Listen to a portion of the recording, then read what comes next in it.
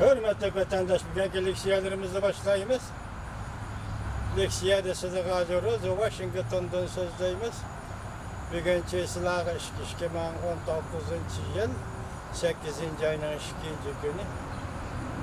Haftiga Cuma günü.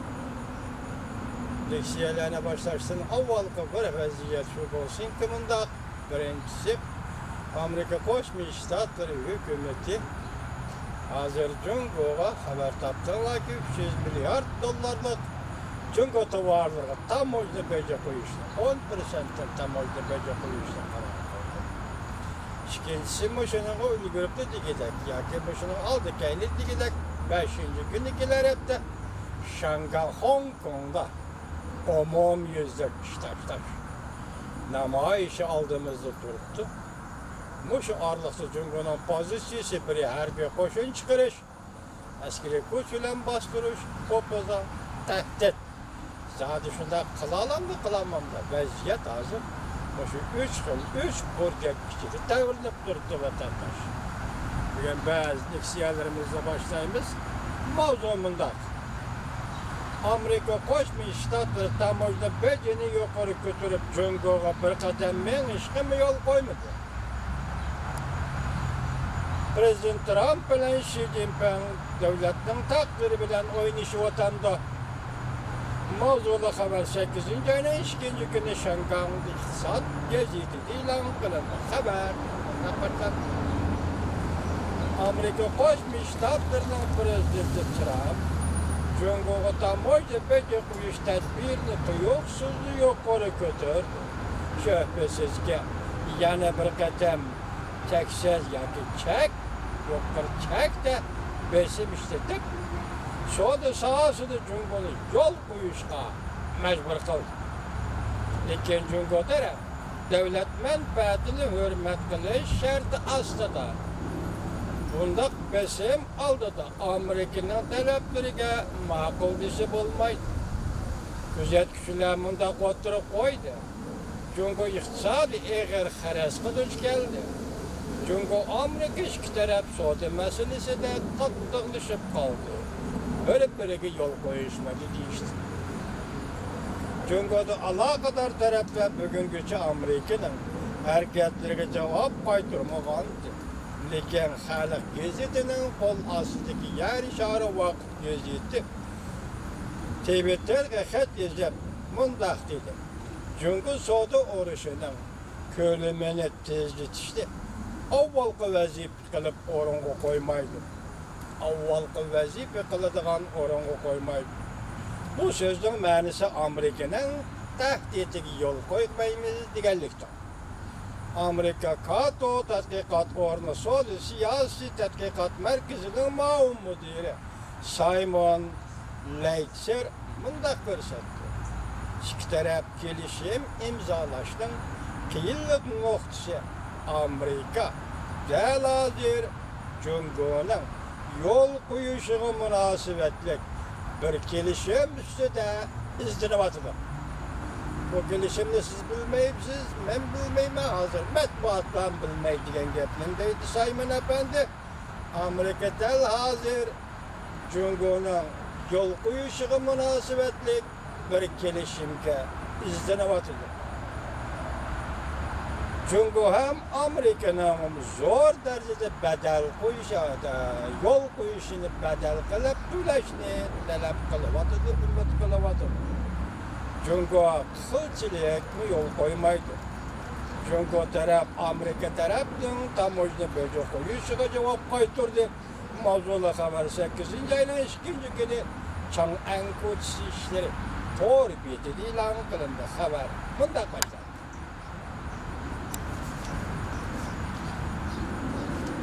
Xalq gazeti haberge asaslanğan da 8. ayının 2. günü Paçuyut muhbirleri kütüp eleş yığını ötküzüp muhbirleri bundaq deydi. Sual. Prezident Trump tönegen Twitter'de pişkeri kaldırıp 200 milyar dolarlık Cungo tovarlarına 10%'ın tamajda bece koyuduğallıqını ilan kıldı siz. Ona qanda qaraysız? Dep sual koydu muhbir. Cevap. Washington mundaq cevap verdi. Amerika taraf 9-cı ayının 1-ci günüdən başlap 200 milyar dollarlık Cungo tovarlarına 10%'in baş koyduğun buldu.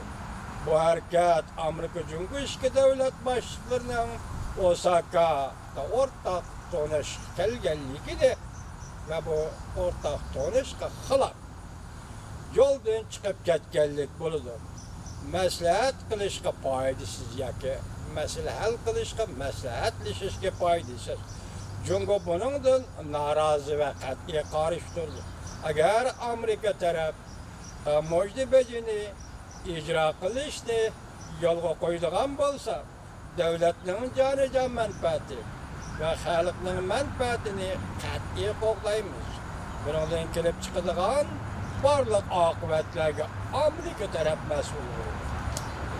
Bundan kelib chiqadigan barliq oqibatlarga Amerika taraf mas'ul bo'ladi da'vatida bayonotchi Washington diqqat qilayli vatandosh.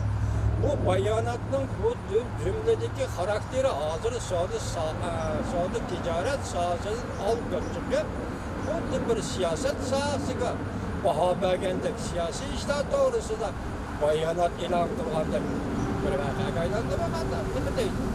Bu savdo sanoati, savdo tijorat sohasidagi tijoratda birisi yengildi, birisi mag'lub bo'ldi.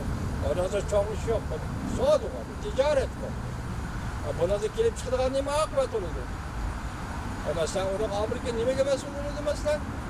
Sen ziyon olsang men foyda oldim, men ziyon olsam sen foyda olding, tugadi masalan. Bunda Amerika Qo'shma Shtatlar nimaga mas'ul bo'ldi?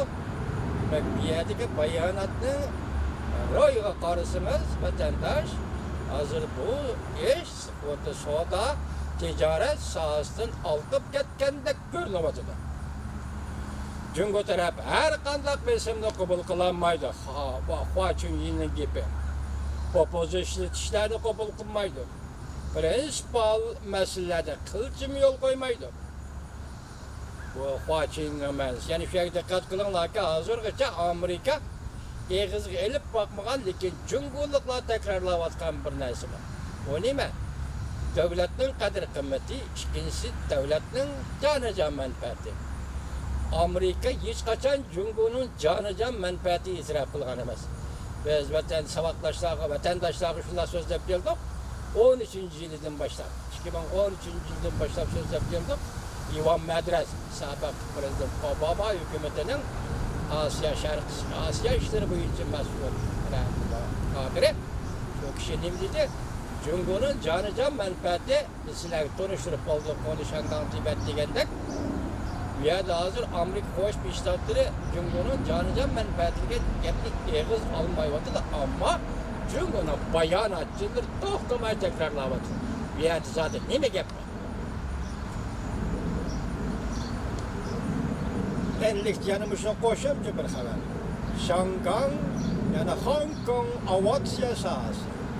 Ishchi xizmatchilari 8-ayning 5-kuni o'tkaziladigan ish tashlash, namoyish, qatnashishga safarbar qilindi.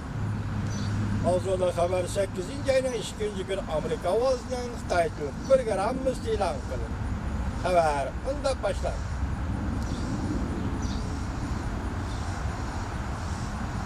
Xabar bundoq boshlandi. O'tkazib berishi qarshi namoyishi. Başlıyoruz kilometremiz. Şangang'da 9-cı haftaga qadam qo'ydi. Kelar hafta 8-ci ayının 5-ci günüdən başlab Şangang'da 3 gün davam qiladigan zo'r ko'lamli ish tashlash namoyishi başladı. Shangang aviatsiya sohasidagi ishchi xizmatchilar ish tashlashga qatnashadigan bo'ldi. Haftaning 5-ci kuni, 2-ci kuni Shangang aviatsiya ishchi xizmatchilari ochiq xat e'lon qilib, ishchi xizmatchilarning har qaysi rayonlarda namoyish tashkillab ish tashlashga, qatnashishiga murojaat e'lon qildi. Hamda hukumatning namoyishchilar o'ttirib qo'ygan masalan 5 turlik talabga başlanib kelyapmiz bu 5 turlik talabga Shangang ma'muriyati hukumatining javob berishiga haydakchilik qilgan.